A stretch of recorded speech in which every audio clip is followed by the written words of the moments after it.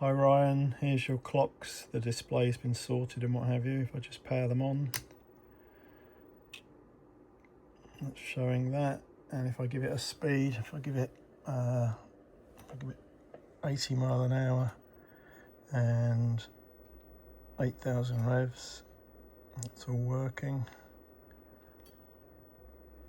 And then the buttons, these are different buttons, but I've fully serviced them, so they're all working, and the tops should be the correct height, but they have a nice click to them now.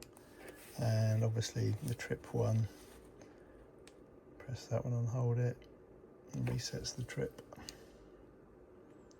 Go back onto that one and reset that one. Anyway, they're sorted, so I'll drop you an email or a message about them now.